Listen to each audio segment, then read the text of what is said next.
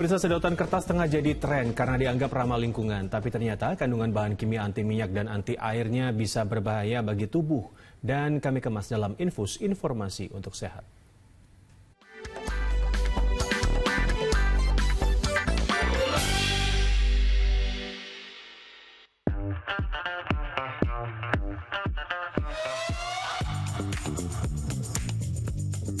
Wah, lagi rame nih kampanye gunakan sedotan kertas untuk cintai lingkungan. Karena sedotan kertas ini dinilai dapat mengurangi sampah plastik yang ada di bumi ini. Eits, tapi tahukah Anda ternyata terdapat kandungan berbahaya di dalam sedotan kertas untuk tubuh kita? Wah, kira-kira apa ya bahayanya kandungan tersebut dan apa dampak bagi tubuh kita? Yep, tahu kan kalau sedotan zaman sekarang itu ragamnya banyak? Mulai dari yang stainless steel, sampai yang lagi tren yaitu sedotan kertas. Sedotan kertas dinilai bisa menjadi salah satu cara untuk mengurangi sampah plastik karena kertas bisa didaur ulang dan menjadi kreasi dengan nilai ekonomi yang tinggi. Keren ya? Eits, tunggu dulu. Meski bisa didaur ulang, tapi di dalam kertas ternyata ada kandungan kimianya loh. Namanya senyawa PFAS atau Per and Polyfluoroalkyl Substances. Sebuah substansi kimia oleofobik atau anti minyak dan hidrofobik atau anti air.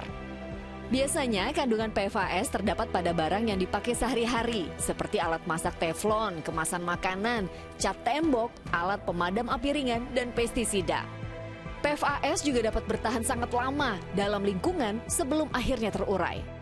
Jadi dalam hal ini, kalau kita bicara soal sedotan kertas, apabila terbuat dari kertas yang didaur ulang menjadi sedotan, maka PFAS akan bertahan dan ikut masuk ke dalam minuman yang kita minum. Bisa jadi dalam proses pembuatannya itu memang sudah ada dari bahan tersebut. Karena bahannya juga bahan recycling ya Mbak, bahan daur ulang. Jadi memang bisa jadi dari proses sebelumnya, yang mana mungkin dari kertasnya sebelumnya sudah ada, dan terakumulasi sehingga pada saat diujikan atau diproses di laboratorium itu terdeteksi seperti itu Mbak, PFAS-nya.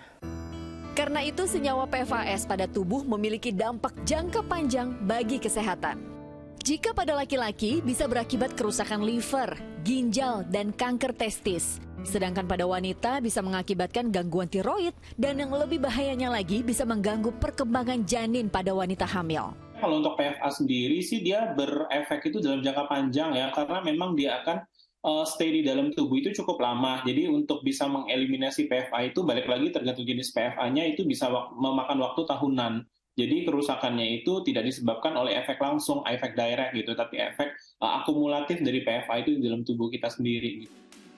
Satu hal yang harus kita perhatikan ya, jika memang menggunakan sedotan kertas, maka hanya boleh bertahan di dalam air selama 30 menit sampai 1 jam. Karena jika sampai larut dalam air, maka akan terbawa masuk ke tubuh dan terakumulasi jika sering menggunakan sedotan kertas. Daripada khawatir tubuh kita terpapar zat kimia berbahaya, pakai tumbler bisa jadi solusinya. Selain aman bagi tubuh kita, ini juga ramah lingkungan loh. Dari Jakarta, Teatrika Putri Sri Indro melaporkan.